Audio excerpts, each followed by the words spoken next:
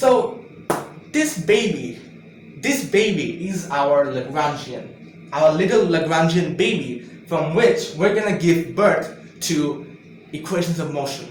Okay, now that I think about it, hey everyone, so in today's video I'm going to talk about 3 steps to finding the equations of motion using the Lagrange's equations of motion.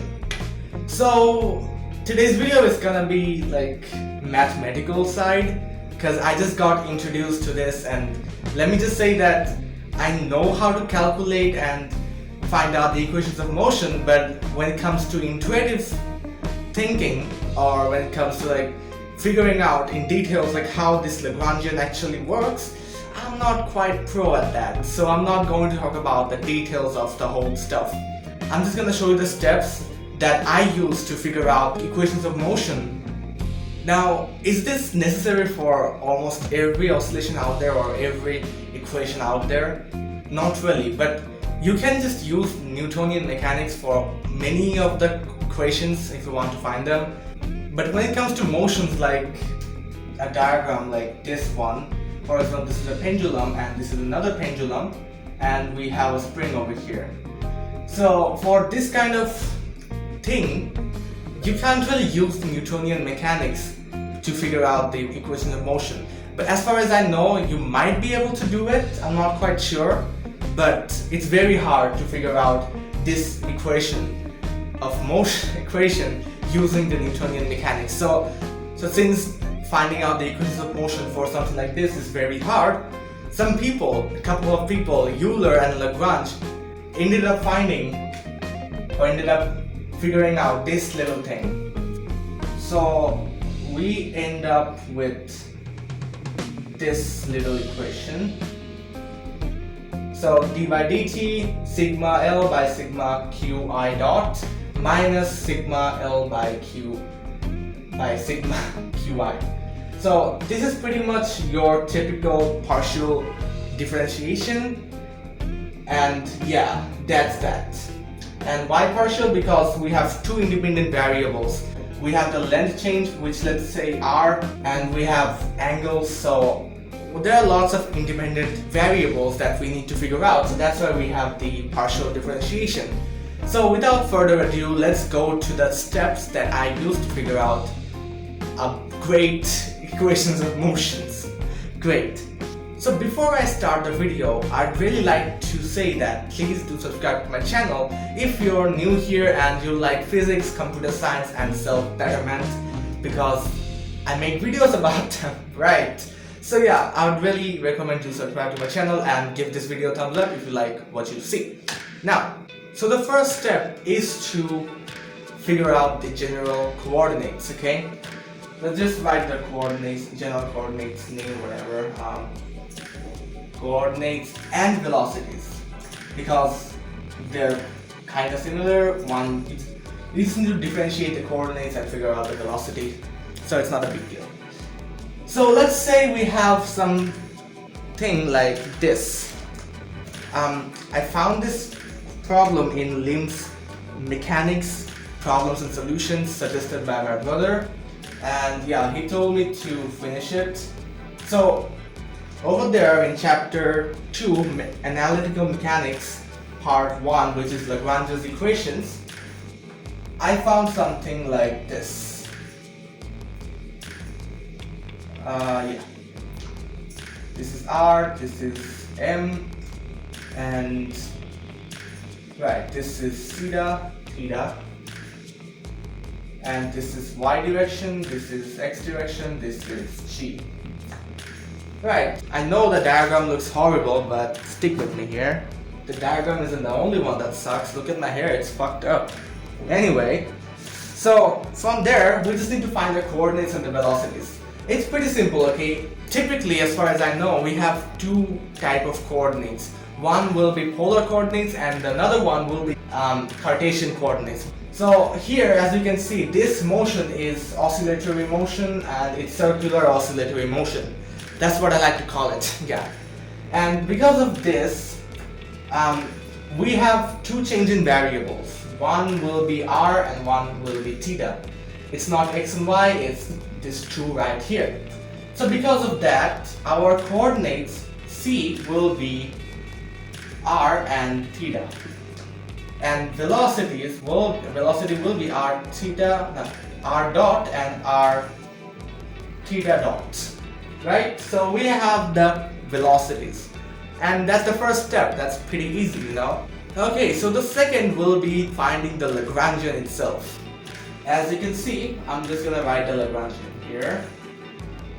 Lagrangian L, and the formula would be T minus U. T is going to be the kinetic energy and U is going to be the potential energy of the system. So we have this little formula here, and right, so this is the diagram. So we just need to find T and U. Okay, first of all, I'm just gonna write the velocity here. It's right here. V equals to r dot and r theta dot. Done. And let's write the formula here. That's that. And let's not forget the Lagrangian also as well. I should have done that before, but I'm not really used to doing something like this. I'm not quite sure if you can see this part, but whatever. I'm just gonna introduce you to this thing again.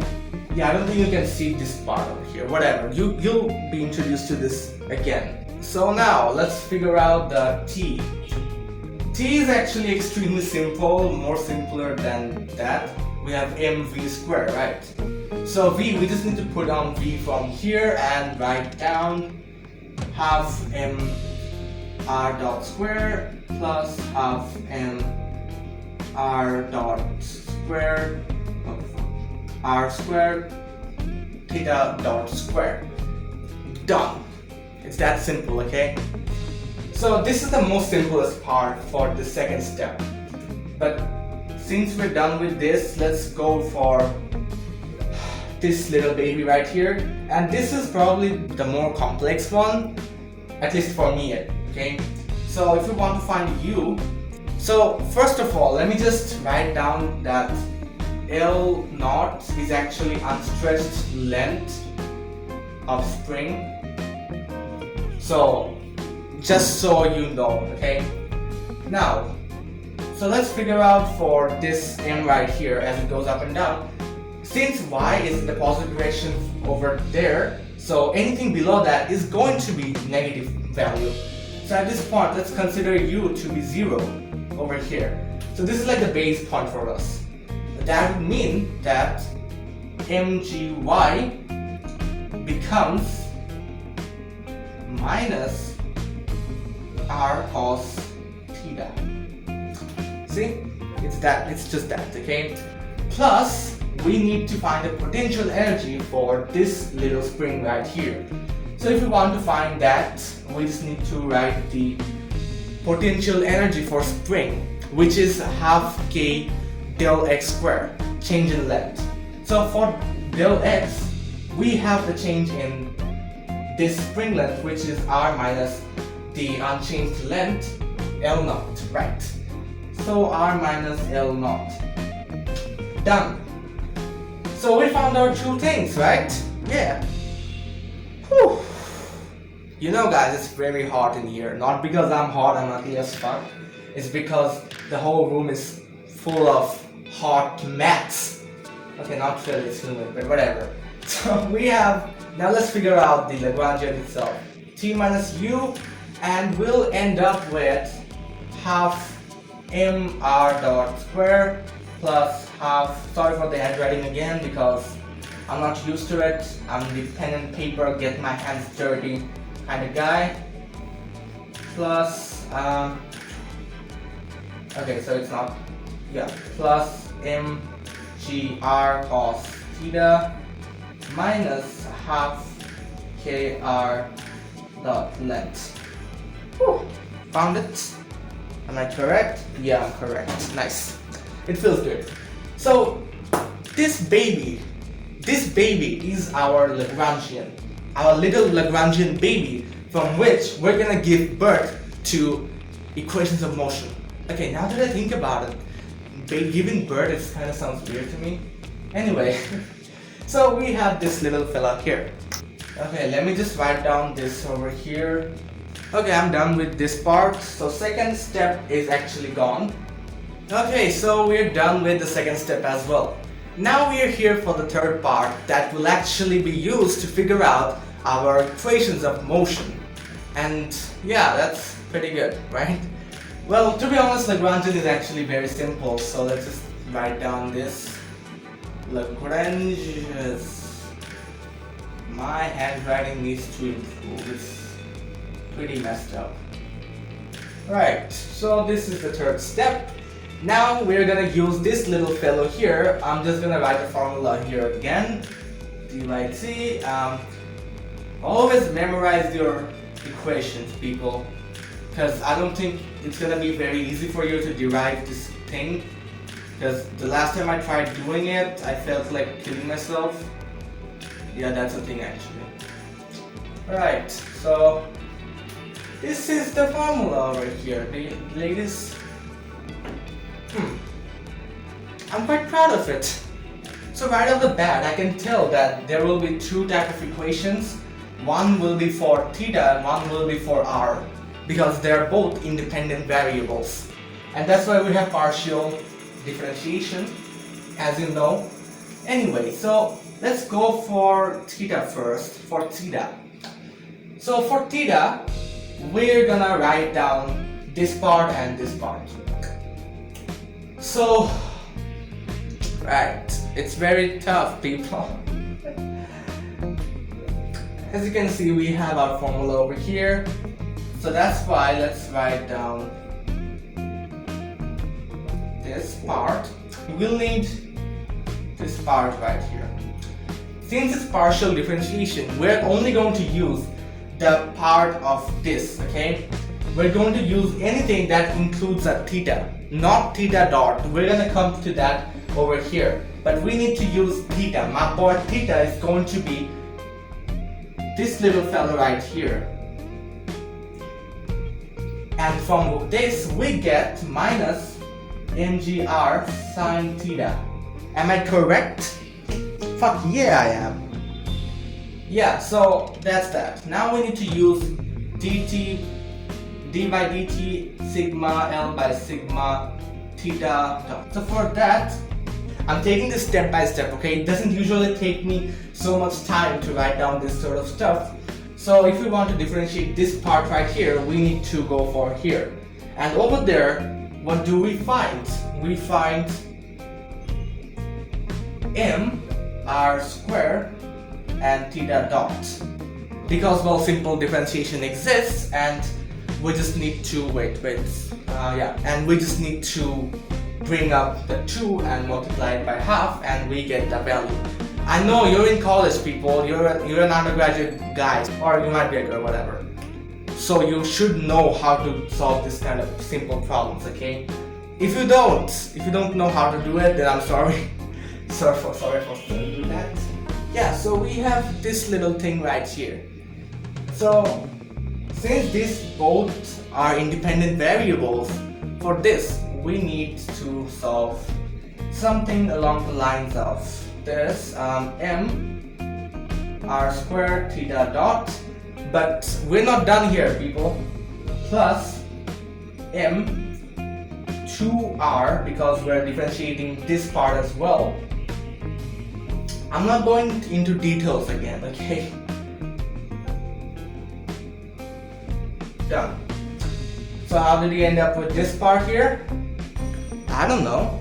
Yeah, that's because both are independent variables. So first we differentiate this part and then we differentiate this part. This happens because we're using d by dt.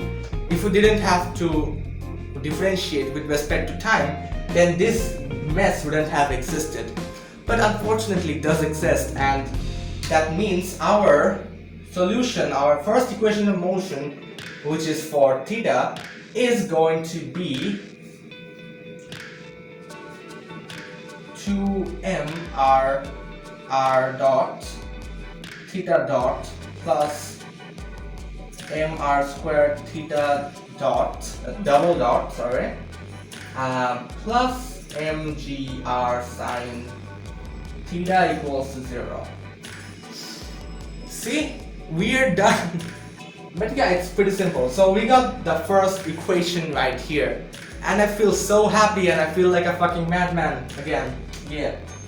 So I'm just gonna write down this over here.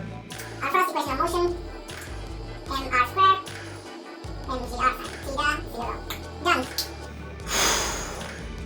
Okay, so we're done with theta. Now we're going to go for r. Because r sucks real hard. Jesus Christ. Anyway, so let's figure out this thing over here. Oh, sorry. Thanks to our Lagrangian here, we can say that, yeah, you guys can see that, can you? Anyway, so I'm pretty sure I've written that part down. If not, I'm sorry. You can just go to the previous part and check out the Lagrangian itself again.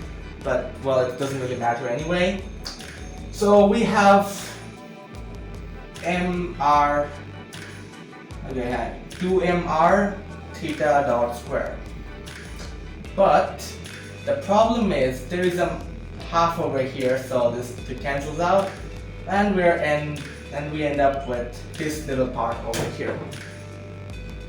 But there's a but over here, a fucking ass. Because there is another equation, there are two equations in that, for that matter. And those are mgr. So if we cancel out r, we are only left with mg cos theta. There are some nuances over here and there, so you guys have to figure those out yourself because I'm too lazy to do it myself. Anyway, and now we have this r minus L naught. Hey, remember L naught? Yeah, this little thing is L naught. Damn stretched land of spring. And yeah, so our final result will be mr theta dot plus mg cos theta not half, sorry, minus k L by, not k, minus k r minus L naught. Exactly. I don't know what the fuck am I doing. I feel like my face is getting darker. You know why? Because I've been rubbing my face with the same towel that I've been using to rub off this part. So yeah. Anyway, now we're going to go over this little thing. Yeah, this part right here. So we're going to differentiate anything that includes r theta, and we're going to end up with mr dot, which is m squared mr double dot, sorry. Yeah. So our final result is mr double dot minus mr theta dot square minus mg cos theta plus k r L 0 or K naught equals to 0. Yeah, that's how you do it, guys. That's exactly how you do it. Am I correct? Yes, I am correct. So yeah, we have one equation here, we found another one for theta over here, and we're done. Okay, we're done with the 3 steps to finding out the equations of motion. But here's another thing, okay? These are differential equations. These are not exactly the equation itself. So if you want to find the initial trajectory or initial equation, so you'll have to do the differential equation yourself, which is something not many of us can do, or we don't even want to do it. So we just end up finding this part and we're done. Yeah, I think I've made some mistakes here and there, but that's pretty much it. So yeah, thank you guys for watching this video. If I have made some sort of mistake here and there, please do tell me about it and I'll be sure to say sorry because I won't be able to change the video itself. But I will notify other people that hey, this is a problem, this is where I made a mistake, and I'll probably not make a mistake in the future again. And yeah, thank you all for watching this video. If you're new here again, please do subscribe to my channel if you like to see more physics, CS and self-development related videos. And yeah, give this video a thumbs up and dislike if you dislike this video or whatever. And also comment down below what you liked about this video. If you have any questions, if I've made a mistake or something like that, just comment down below and I would love to read your comments. So yeah, thank you all for watching this video and I will see you guys in the next video. Peace out.